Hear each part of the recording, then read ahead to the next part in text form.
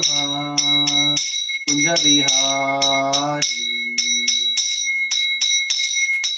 गोपी जन वल्लभा गिरिवरधारी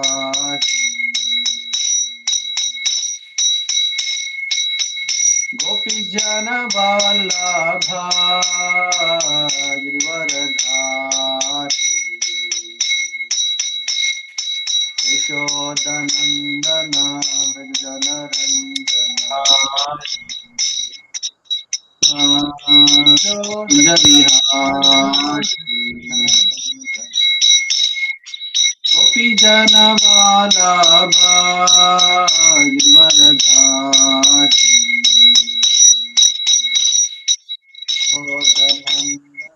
जन वल्लभा Girivardhari यशोदनंदन व्रजनरंजन।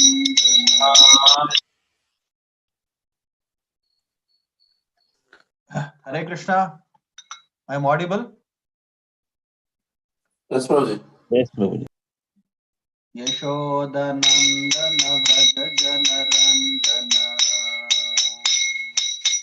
यमुनतीरावनचारी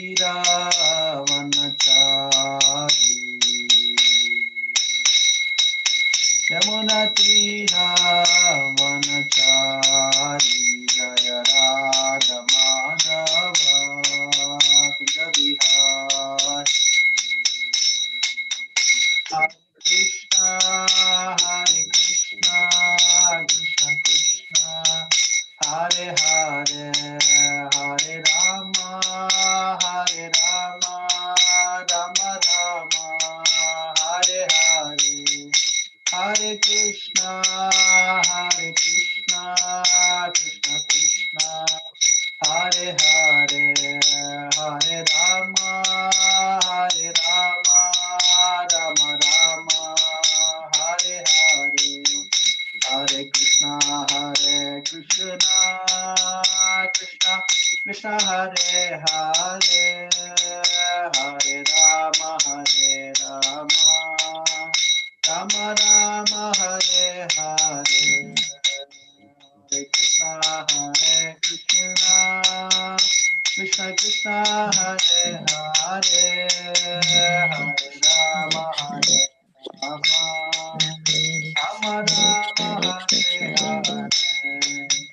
Hare Krishna, Krishna Krishna, Hare Hare, Hare Rama, Rama Rama, Hare Hare, Hare Krishna, Krishna Krishna, Hare Hare, Hare Rama, Rama Rama, Hare Hare, Hare Krishna, Krishna Krishna, Hare Hare, Hare Rama, Rama Rama, Hare Hare, Hare Krishna, Krishna Krishna, Hare Hare, Hare Rama, Rama Rama, Hare Hare, Hare Krishna,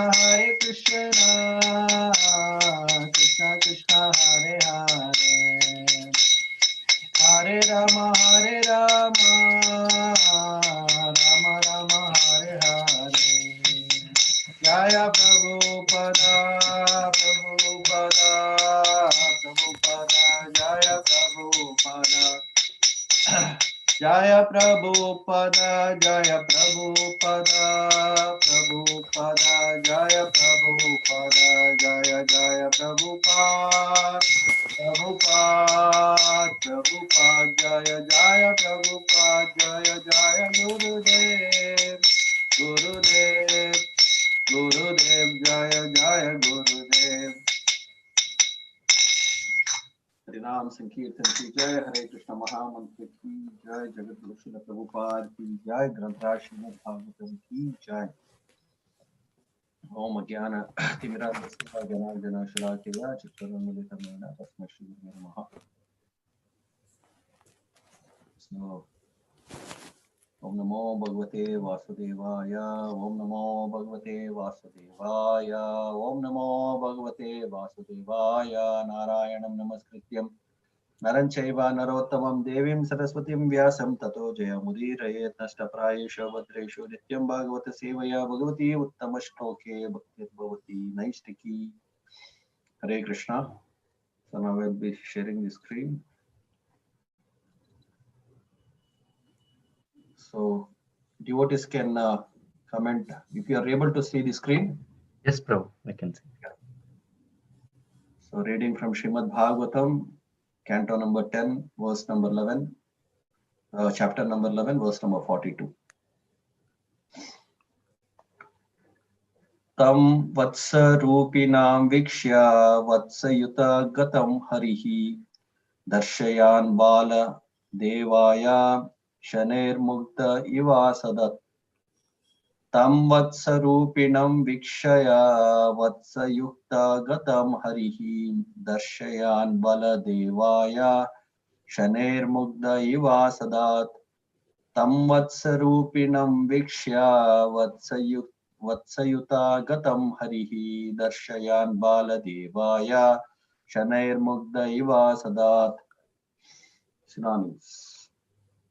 Tam unto the demon, Vatsarupina, assuming the form of a calf, Vikshya, seeing, Vatsayuta Gatam, and the demon entered the group of all the other calves, Harihi, the Supreme Personality of Godhead Krishna, Darshayan, indicating, Baladevaya, unto Baladeva, Shanai, very slowly, Mugdha Iva, as if he did not understand anything, Asadat, came near the demon. Translation. When the Supreme Personality of Godhead saw that the demon had assumed the form of a calf and entered among the group of other calves, he pointed out to Baladeva, "Here is another demon." Then he very slowly approached the demon, as if he did not understand the demon's intentions. Purport.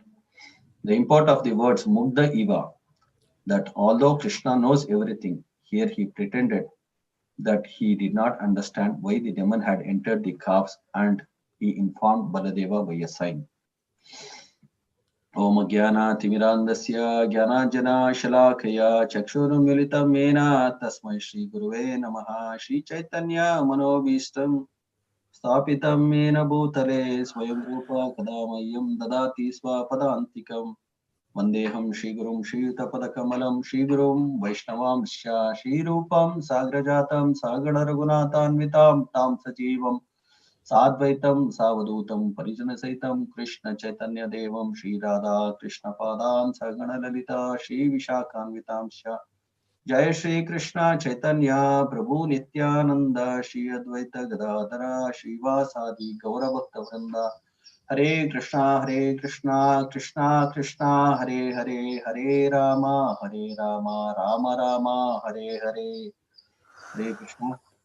So we are reading from Srimad Bhagavatam, 10th canto, 11th chapter, verse number 42.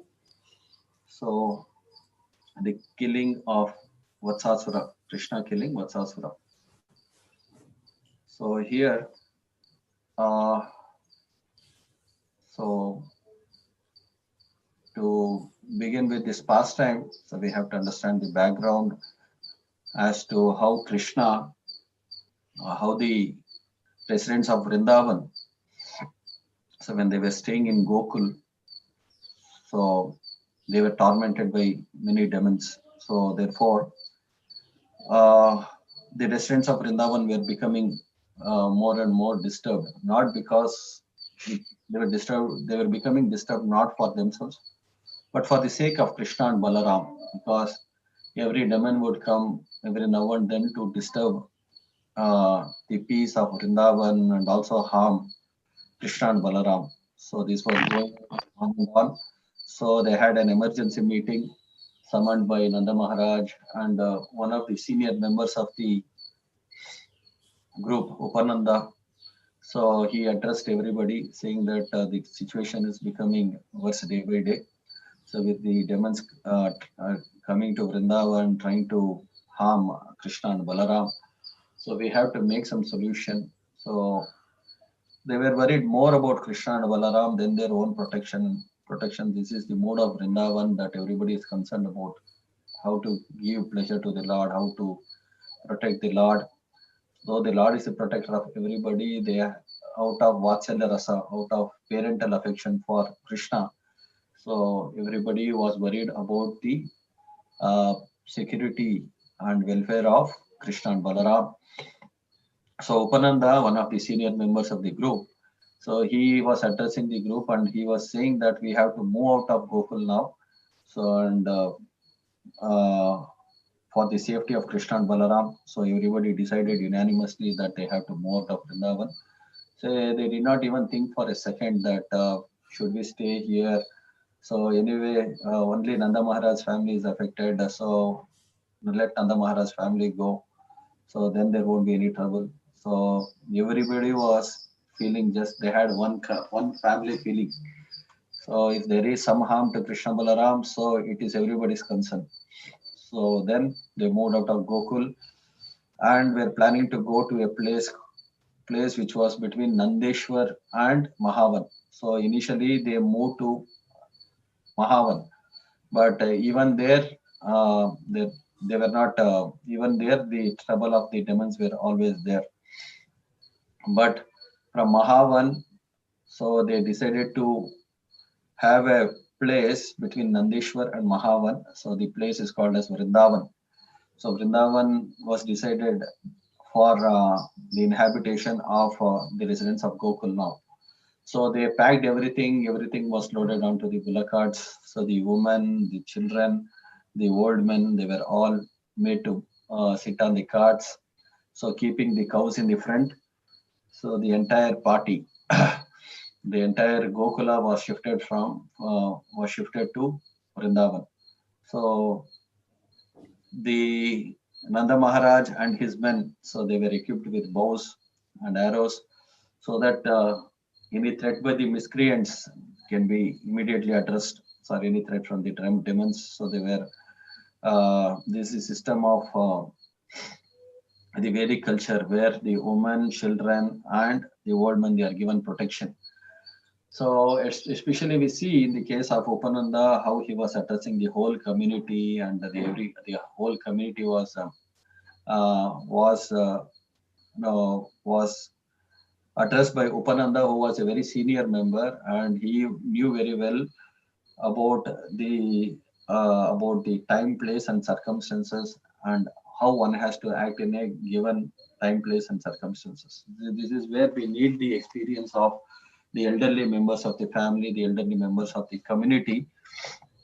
So because their experience is going to be a security measure, so to protect the interest of the entire family. So here we see Arjuna in Bhagavad Gita was also addressing that if the elderly members of the family are vanquished, so then there is no protection for the traditional values in the society. So traditional values of the family, as a result of which the whole society can enter into chaos. So the elderly members of the family, with their vast experience, they think about the welfare of the uh, family at large. So and as a society and community at large, because they themselves uphold the values of the tradition, and they pass it on to the next generation. So here we see that so they moved from Gokul to Vrindavan, which was situated between Nandeshwar and Mahavan. So it's the beauty of Vrindavan is given in a verse or two, that how beautiful was Vrindavan. And Vrindavan was habitable, so and habitable, and it was pleasure uh, staying in Vrindavan next to Govardhan and on the banks of Yamuna. And all the seasons were very pleasing in Vrindavan. That's what is mentioned about Vrindavan here.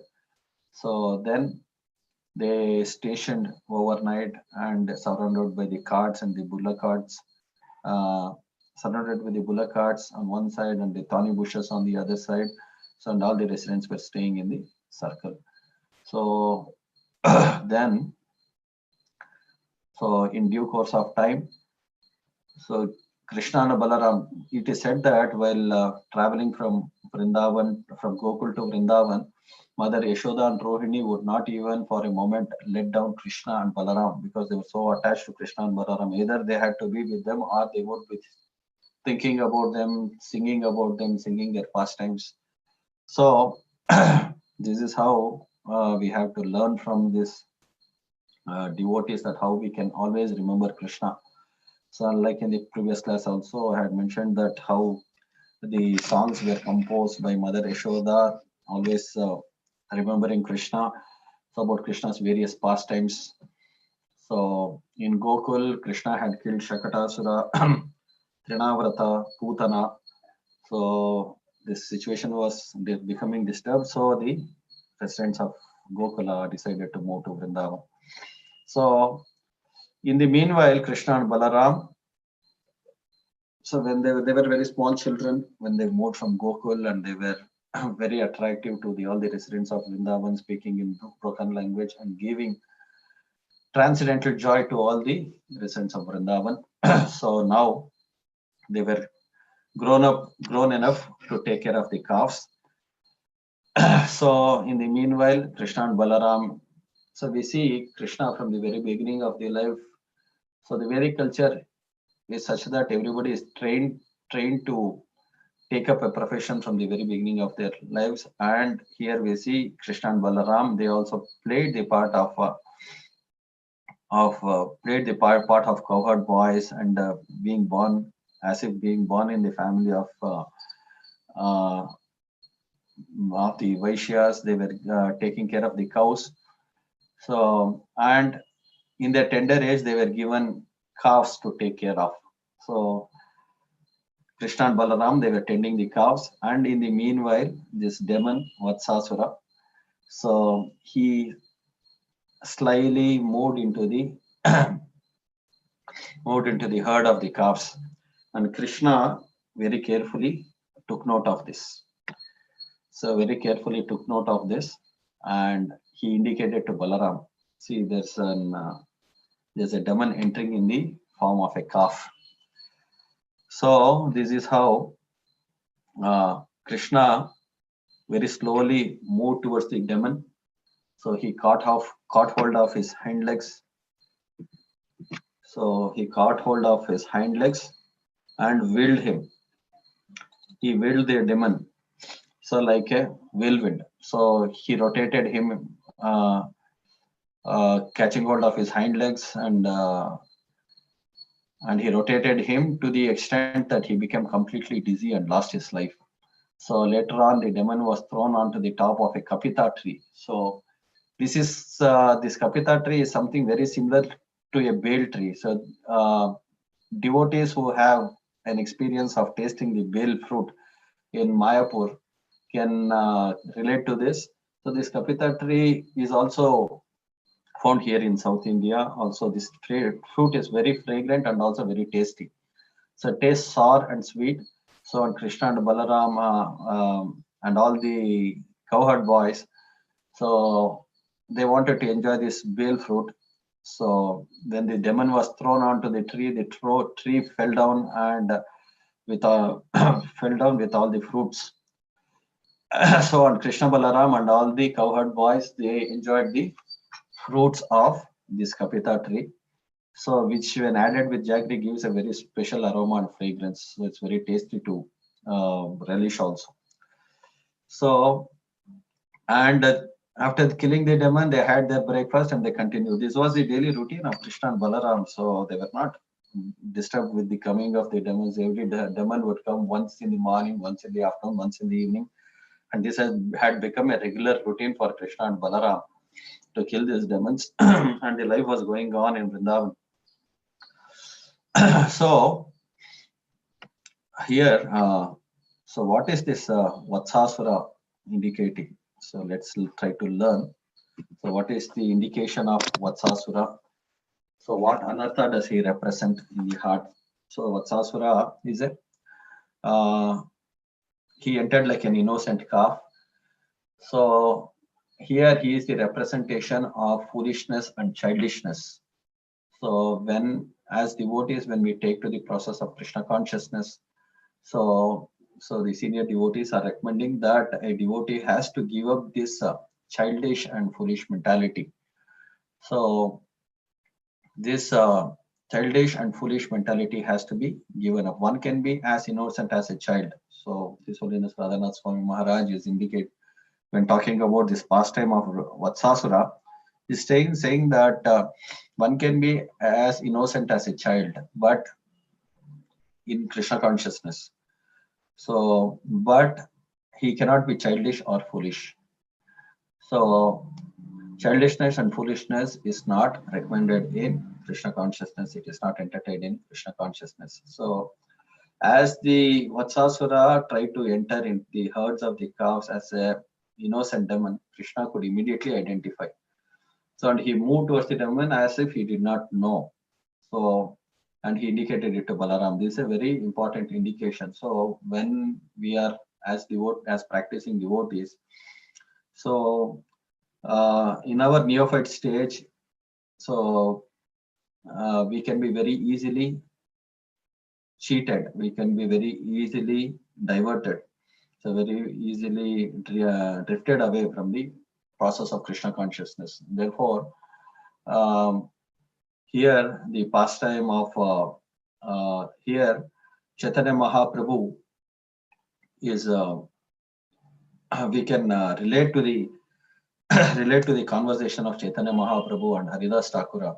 So where Chaitanya Mahaprabhu is saying that this Bhakti Lata is compared to a very tender creeper. So in the very neophyte stage of Krishna consciousness, so here Bhakti Lata is compared to a creeper. A creeper always needs a shelter to grow, and the Bhakti Lata, when it grows also, it is considered it is considered as a creeper only. So because Bhakti Lata is not compared to a tree. So even though even though the seed of Bhakti is given by the spiritual master and the seed fructifies and grows into a tender plant, so the Bhakti Lata is always compared to a creeper because it's always needs a shelter. And this tender creeper has to be carefully protected. So, and by the process of watering the creeper. So what is the process of watering the creeper? Is by regularly chanting the Hare Krishna Maha Mantra every day. We will be watering the tender creeper of Bhakti. So this tender creeper of Bhakti, as it grows, so it grows and grows, and ultimately it reaches the uh, abode of the Lord and takes the shelter of the lotus feet of the Lord at Goloka Vrindavan. So even though it is a creeper, this creeper is capable of reaching the Goloka planet and also taking the shelter of the Supreme Personality of Godhead. So, but this creeper has to be very carefully protected. So that's the most important point. So when we are watering the tender creeper of Krishna consciousness, so there are also many other Upashakagan. So Chaitanya Mahaprabhu is indicating this to this Upashakagan. The Upashakagan also are compared to the weeds. So the weeds also grow along with the creeper. So and they also look very similar to the creeper. So this growth of the creeper, this growth of the Upashakagan along with the creeper has to be very carefully noted. So that's where it may look very similar to the tender creeper of Krishna consciousness, as we have seen in the case of Vatsasura. He also entered like an innocent calf, which looked just like a calf, but it was indicated and pointed out by Krishna and was indicated to Balaram. So here, in the process of Krishna consciousness also, when we are practicing devotees, so many of the Upashaka Gan are also nourished. If the Upashaka Gan or the weeds are not weeded out, so then there is a chance that they will suck out all the they can take all the nourishment which was meant for the main creeper of Krishna consciousness and leave the Krishna consciousness creeper dry. So we have to be very careful. So in the process of Krishna consciousness to take note of the Upashaka gun, which will be pointed out by the spiritual master. So therefore, this Bhaktilata creeper has to be protected and fenced. So that it is not grazed by a cow or another a cow or a goat. So and the creeper is completely lost. And also this creeper has to be protected from this uh, all this grazing of a cow or a goat are compared to different speculative theories which may deviate a devotee and from the path of Krishna consciousness. So, and we are also supposed to be properly fenced by the devotees. So, what is the fencing which a devotee can provide to this Bhaktilata creeper is he has to be always surrounded by devotees. He has to throw himself in the association of devotees. He should be protected by the devotees.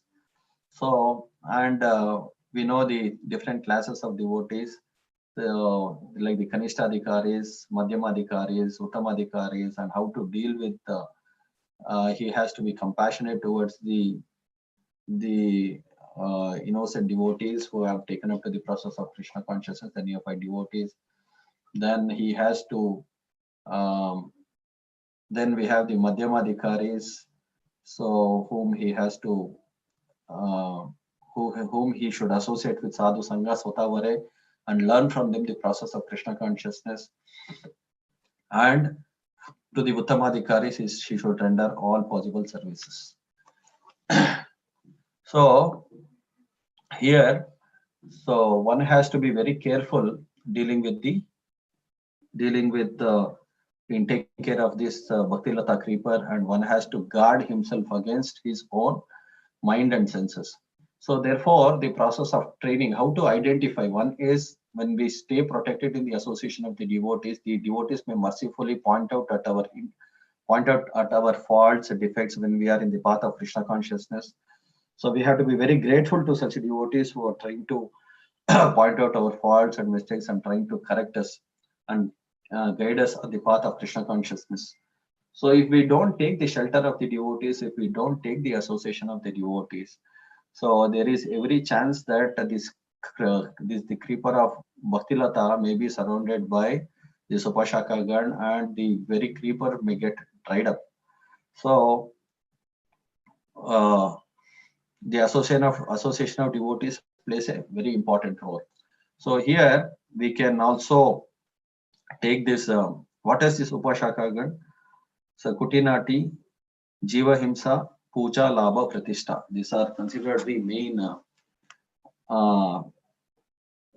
main weeds which grows along with the Bhaktilata Bij. So they appear very similar to Bhakti. They may appear like Bhakti, but they are not Bhakti. So Kutinati, so Jiva Himsa and Puja, Labha, Pratishtha. A devotee should not look for name, fame, adoration. So Kutinati is hypocrisy. So Jiva Himsa means a devotee may be practicing Krishna consciousness, but if he is not willing to disseminate this knowledge, give this knowledge to others, he is actually doing Jiva Himsa. So it becomes a responsibility of the devotees, practicing devotees, to also give this knowledge to other devotees. So this is Jiva Himsa, or violence on a higher aspect. So devotees have this great responsibility of disseminating the process of Krishna consciousness. So how we can see this Upashaka and how we can identify our faults within one is within our own heart. So and also work on those faults and progress in Krishna consciousness. The process of Gundicha Marjan, the classic example of Gundicha Marjan can be taken here. So Chaitanya Mahaprabhu wanted to clean the Gundicha temple.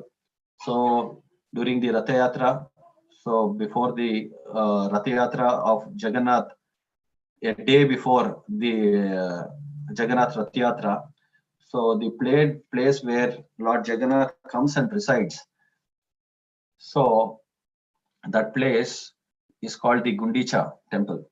So where Jagannath, Baladev, Subhadra come and reside for a week or 14 days, and then they are taken back to the temple, the original temple of Jagannath. So by the Ulta Rath Yatra. So here, uh, Chaitanya Mahaprabhu, along with his associates, he started the process of Gundicha Marjan. So for the Lord to come and reside in this place. So therefore, this Gundicha temple is an indication of our heart. So Chaitanya Mahaprabhu, along with his associates, they brought brooms, pots, and they collected the water from the nearby lake. So and they started cleansing the temple of Gundicha.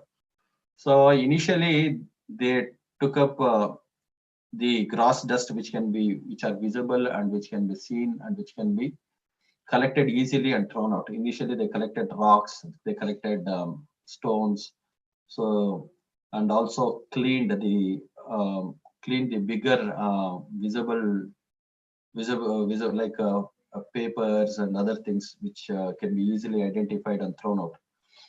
So those things were removed first. So then they thoroughly cleansed the temples. All the devotees they started bringing water from the uh, nearby lake. So and they started cleaning the entire Gundicha temple. So not only the inner portion, inner sanctum sanctorium of the temple where Jagannath, Baladev, Subhadra would come and reside was cleaned. So initially the water was thrown not only on the floor, but it was thrown on the walls also. And they thoroughly cleansed the temple from within. So then Chaitanya Mahaprabhu also told them that you have to clean the temple from outside also. So they brought water and the water was splashed on the walls and the whole temple, both from inside and outside, was thoroughly cleaned. So then Chaitanya Mahaprabhu with his own Angavastra, so he very carefully removed the dust lying in the corners. After cleaning, Chaitanya Mahaprabhu was also indicating the corners. The corners have to be cleaned. So these corners indicate the corners of our heart where this dust of uh, so where the finer dust gets accumulated and it's very difficult to clean. So Chaitanya Mahaprabhu is actually indicating that we have so many unwanted desires in the corners of the heart. Those things have to be carefully removed. And apart from that, Chaitanya Mahaprabhu took his own Angavastra and he was trying to clean the uh, clean the finer particles of the dust. So the whole process of Gundicha Marjana, as shown by Chaitanya Mahaprabhu, is a direct indication to the cleansing of our heart. So a devotee should carefully work on the heart and remove all these unwanted anarthas in the heart. So initially, when the bigger items of the bigger items like the rock, the dust, and the unwanted unused things were removed from the temple. So these are the indication of things which we can which are visible. Like we can this is an indication to giving up the gross sinful activities and following the four regulative principles. So no meat eating, no intoxication, no gambling, and no illicit sex. So initially these things devotees with the due practice of Krishna consciousness can give up. So, but in due course of time, there are also so many other unwanted things which are accumulated in the heart of a devotee. So, which becomes visible with the help of the other senior devotees and with the help of the spiritual master. Those things which are in the heart, which are not visible and have to be carefully removed with the help of the spiritual master, are indicated here. These finer dust particles, with Chaitanya Mahaprabhu is trying to show that you clean up these corners, you clean up the finer dust particles. So all these things are an indication of cleaning uh, the finer desires, which are very very subtle and very very difficult to identify. So here Krishna is indicating of the demon to Vatsasura, indicating the demon Vatsasura to Balaramji is an indication that the spiritual master will identify this on behalf of Krishna and he will help us weed out these unwanted desires in the heart of a devotee. See, the devotee also in due course of time also understands that that these things are nothing but a cheating obstacles on the path of devotional service, and he becomes careful in the process of executing the devotional service. But they, in the initial phase, they become obstacles. So for a devotee to advance on the path of spiritual life, therefore, this indicating of the anarthas which are situated in the heart of the devotee becomes very, very prominent.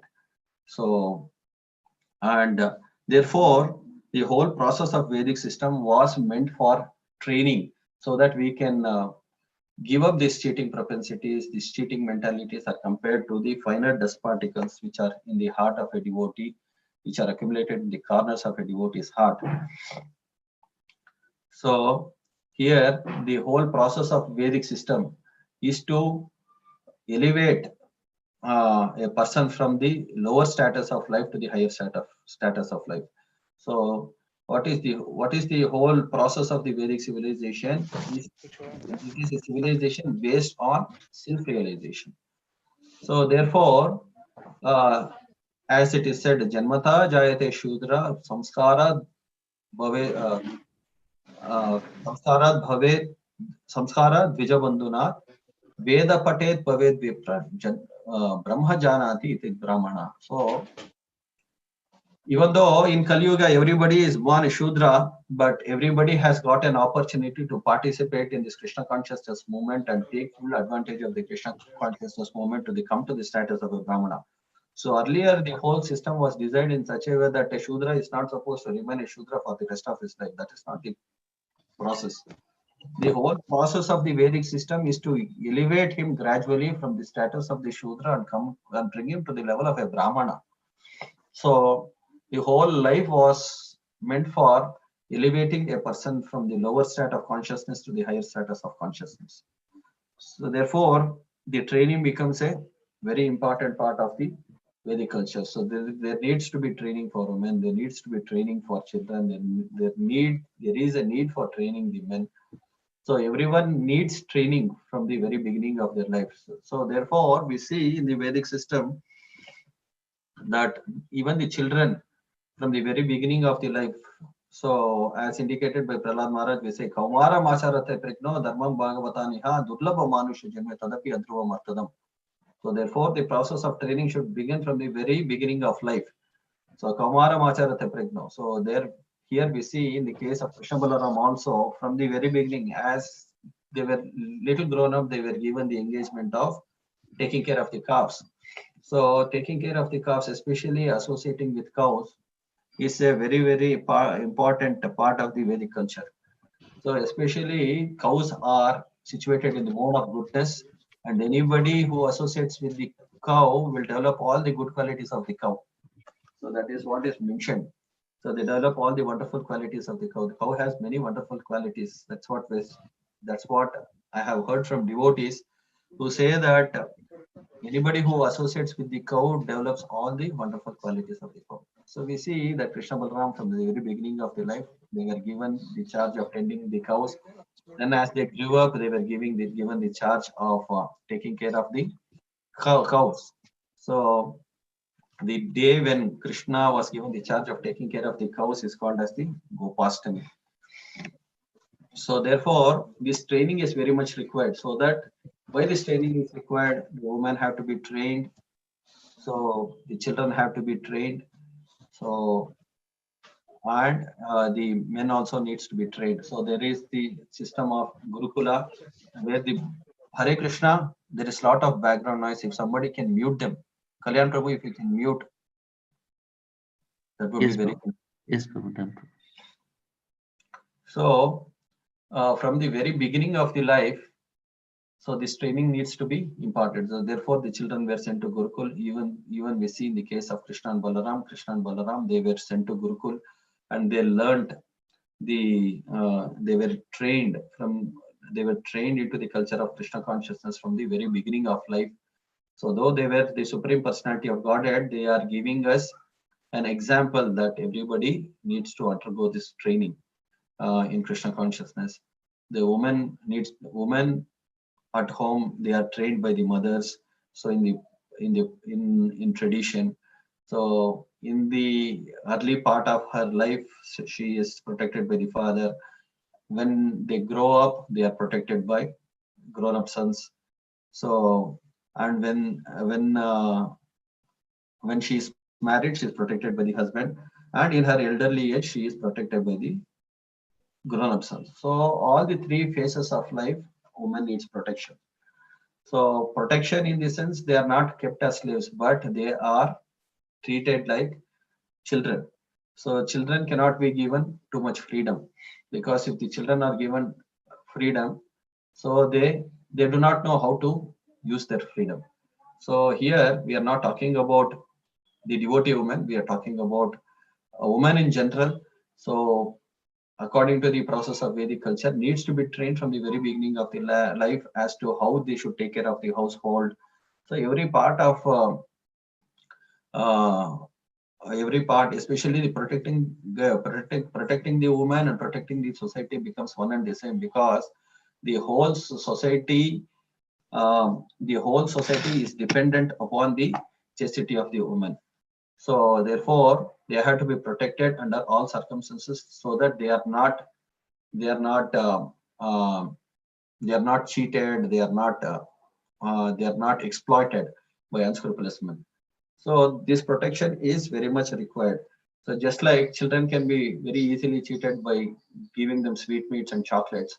So similarly, um, this protection has to be awarded both to children and the woman, because the health of the society is completely dependent on the chastity of the woman. The chastity of the woman acts like an armor for the family, and the family traditions are protected.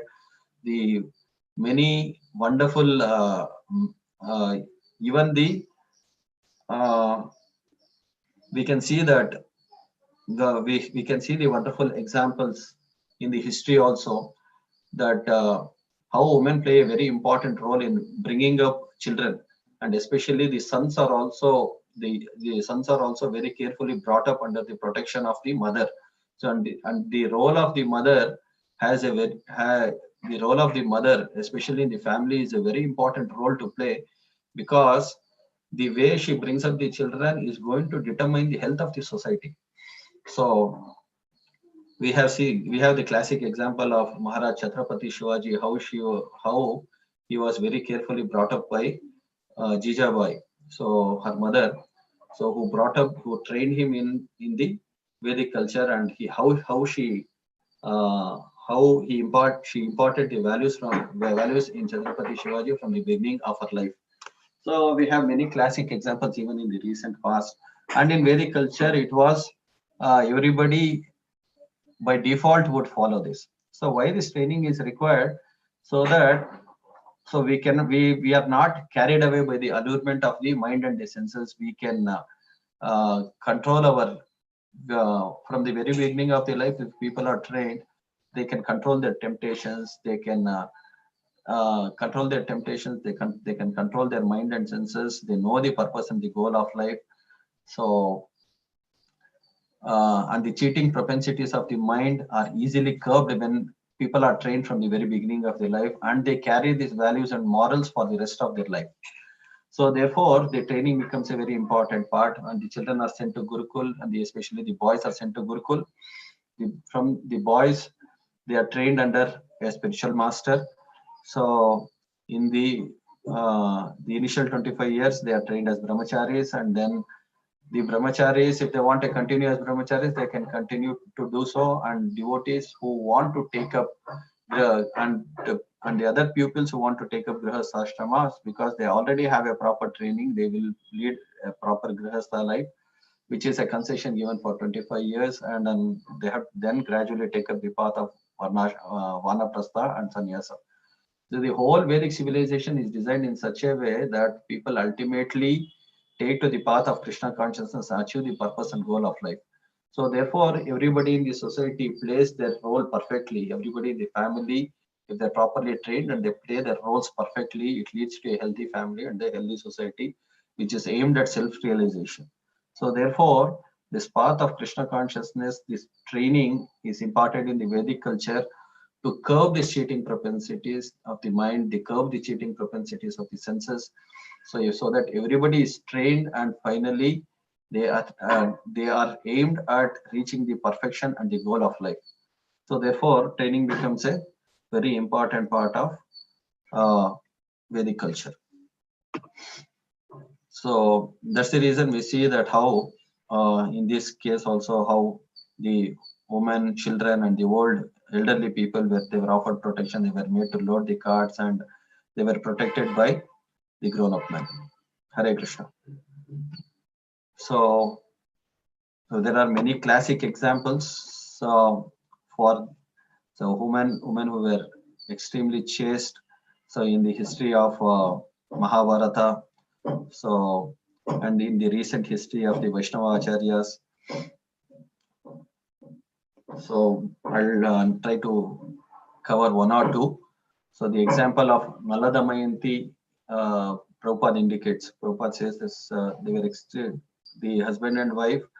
So Nala and Damayanti, they were kings, actually earned but due to an unfortunate situation, they were put into a very distressful condition. So where they had to lose everything. So and had to lead a very poverty-stricken life. So to the extent that both husband and wife would share only one garment. So even in such a situation, so Damayanti was very chaste to. It so happens that Nala becomes crippled. So because of the curse. So, but even in that situation, she was extremely faithful to the husband, and she could have gone to her father's house. So, but at any circumstances, she was not willing to leave the husband, and always served him with great care and attention. So, this example of extreme chastity is given by Srila Prabhupada, and we have another example of Vardacharya and Andar. So this example is in the life history of Sripada Ramanujacharya. So once Sripada Ramanujacharya was supposed to visit one devotee, Ignesh. So he was on a South Indian, he was on a tour. So when he was on a tour, they were supposed to meet Ignesh. So Ignesh was also a devotee. He was a disciple of Sripada Ramanujacharya. So before Sripada Ramanujacharya could come, the advance party, they went to meet Ignesh. They told him that Sripada Ramanujacharya, your spiritual master, is coming with the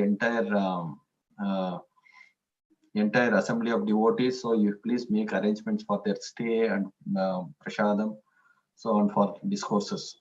So Ignesh becomes extremely happy. So and he calls out for the servants. He tells his wife, so that our Guru Maharaj is coming and we have to make all the arrangements. In the excitement, he forgets to take care of the devotees who brought this message. So, but the devotees who brought the message, they were neglected and they felt very bad. So, in the meanwhile, they go to Vardacharya's house. Vardacharya's house was very close by, so they go there.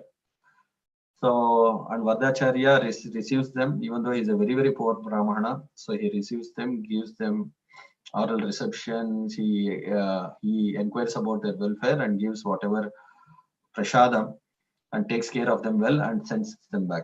So in the meanwhile, the party, they go back, the advance party, they go back to Sripada Ramanujacharya. So they gave him the message that we met Ignesh and we have given him the necessary instructions imparted by you. So he is willing to receive you and we can go there. So, but their faces were little dull. Then Sripada Ramanujacharya asked him, why are you dull? Then they tell him that when we went to give this message to Ignesh, so we were not received properly. So he was in the excitement, he completely forgot to take care of us. Then Sripada Ramanujacharya becomes a little disturbed and he tells them that we will not go to Ignesh's house, but we will go to Vardacharya's house. So when they go to Vardacharya's house, so the Vardacharya's house was locked because both husband and wife, they were living on the profession of begging. So, and when Shripada Ramanuja knocked at Vardacharya's house, knocked the door of Vardacharya's house, his wife Andal was not willing to come out of the house because both husband and wife they shared one garment.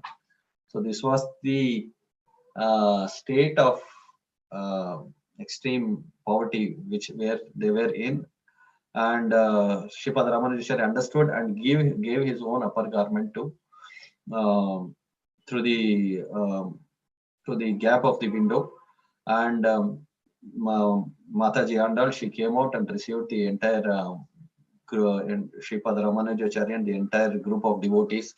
So they were very, very happy to serve them. So before Vardacharya could come out, could come back home from his begging. So Andal goes to a grocer shop, so to purchase all the necessary ingredients which were required for cooking a feast for Sripada Ramanujacharya and his entire party of devotees. So this grocer, she was a very beautiful lady.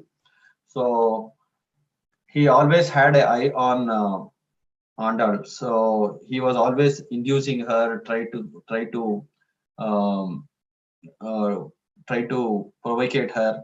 She was trying various means uh, to actually uh, bring her under his control. But this time, Andal personally told him that you give all the ingredients whatever is required for preparing a big fish. He was and she told him that I will satisfy you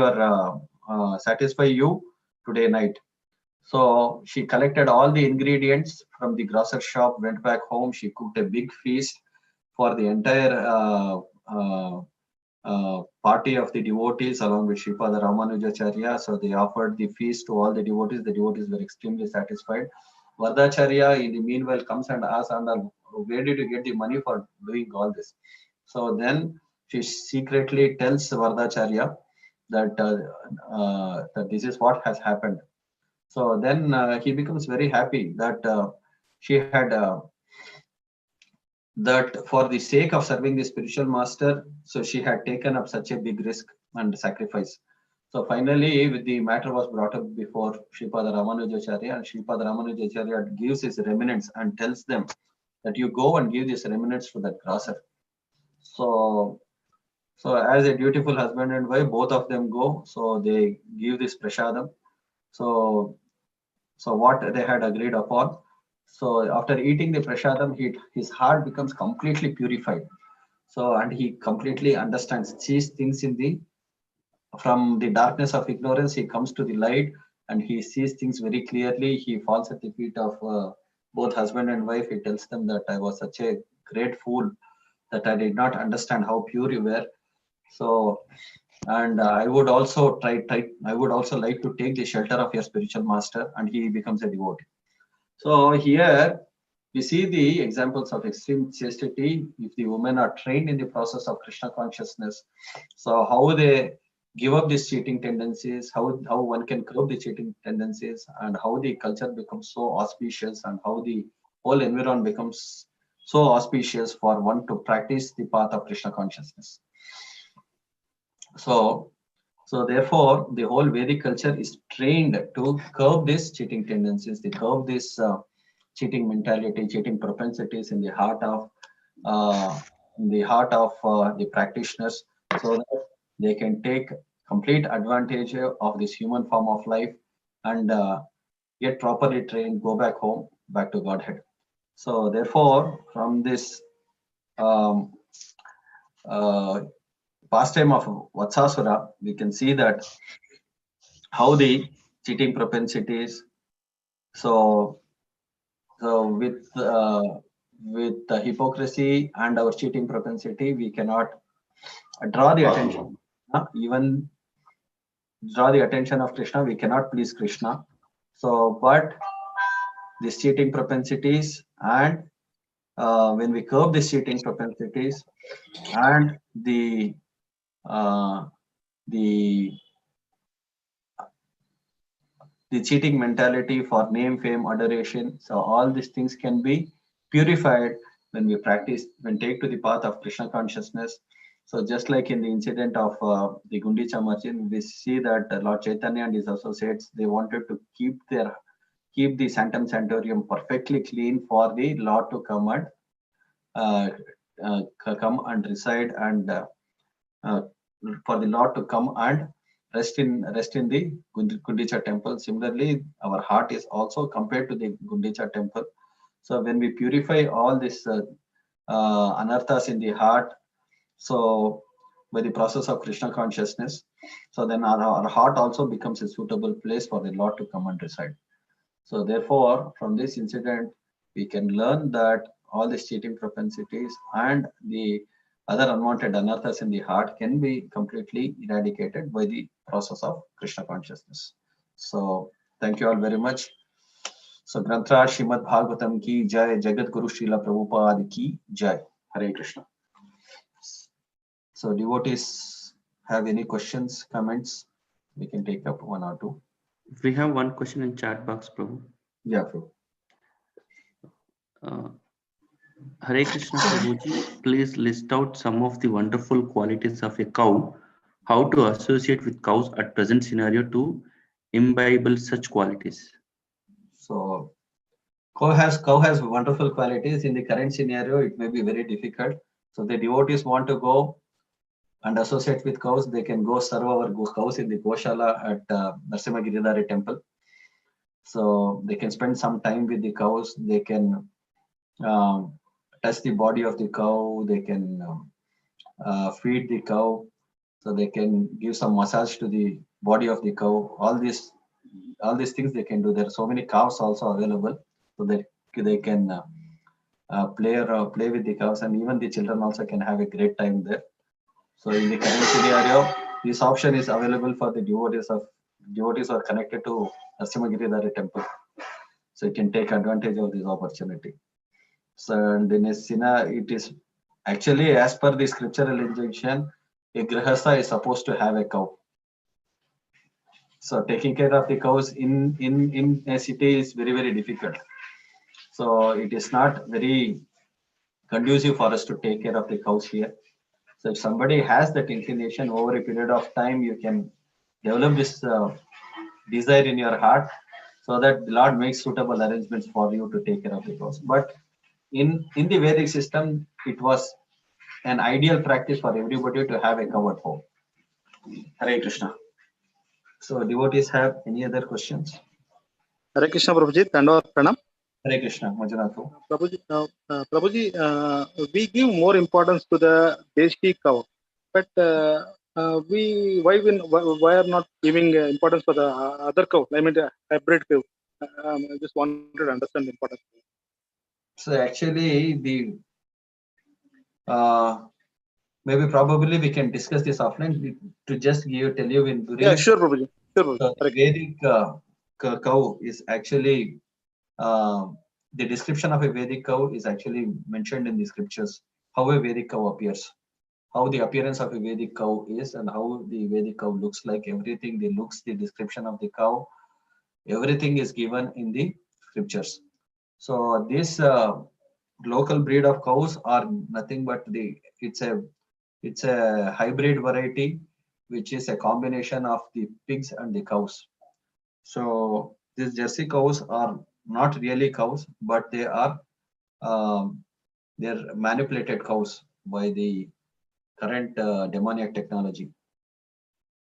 So especially, and there is a difference in the milk which is offered by this Jersey cow and also the Desi variety cows. So there's a gulf of difference. So probably we need to have another class to have a discussion on this. So if somebody wants to discuss in private, they can call me. Whatever little I know, I can share with you. Hare Krishna. So any other questions related to the class? Oh, sorry, Prabhuji. Hare Krishna Prabhu, Dandavat Pranam. Hare Krishna. Yes, Prabhuji. Prabhu, can you please unmute, Prabhu? Hare Krishna Prabhu. So previous, when at the early ages, so they used to get married at the very early age, no, Prabhu. So Yeah. how that Gruhastha, I mean, the brahmachari life starts at 25, Prabhu. So when they are getting married much early. So like 16 or 17, they used to get married, even in the Vedic culture. Yeah.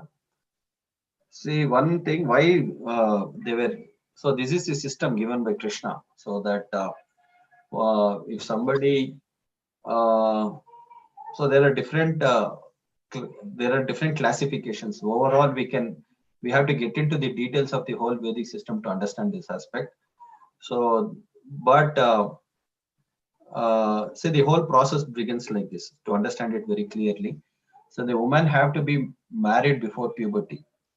So the woman, before she attains the age of puberty, they were married. So that they will have, but she was not sent to the husband's house.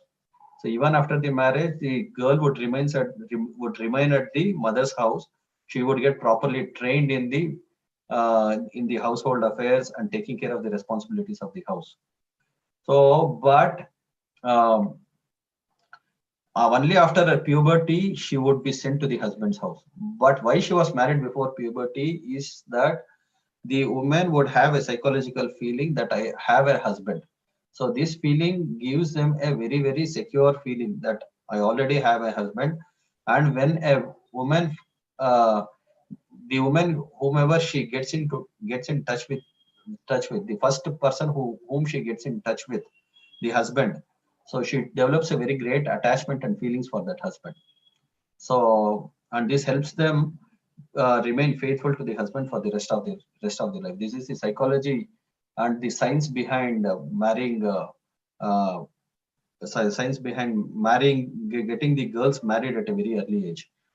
So, and the women and the boys usually they were of elderly age.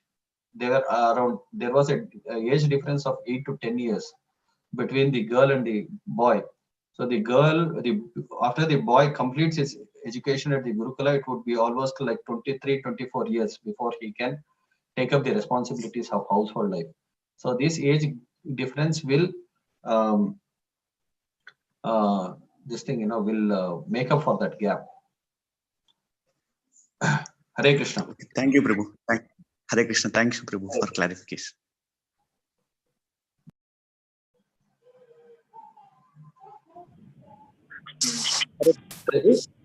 Sitaram, can I ask a question, Prabhu? Yeah, Prabhu. Yeah. This is regarding Kamsa, Prabhu. We know regarding other like Ravana or some other people, they have done a lot of tapasya and then they have acquired but when we listened about Kamsa, we don't have listened anything about that. But he has control of all so many demons. So how is that, Prabhu? Kamsa was not an ordinary person. He was a very powerful person, actually. So, to the details of this last time, you have to read Garga Samhita, where a detailed description of Kamsa's power is given. Kamsa was so powerful that he either subdued all these demons and either subdued them or killed them. So people who were subdued by Kamsa, so they all became his associates, and they were willing to hear whatever he would ask them to do. Okay. So they were under complete subjugation of Kamsa. All these demons who went on the pretext of Kamsa to Vrindavan, they were all subdued by Kamsa. And to estimate the strength of, there was one elephant called Kolepida. So this elephant was a very mighty elephant, very mighty elephant, and even this Kolepida elephant was subdued by Kamsa and was kept under the subjugation of Kamsa. So it is said that he defeated this elephant and threw it some yojanas far away. So he was so powerful, actually. So it is not that he was an ordinary person. So he, as a demon, he had this demonic influence and power also. So to get into the details of this, we have to read Garga Samhita, where the detailed description is given from. Sitaram Prabhu. Okay, Prabhu. Hare Krishna. Hare Krishna. So now the time is 7:33, so we can conclude the session for the day. So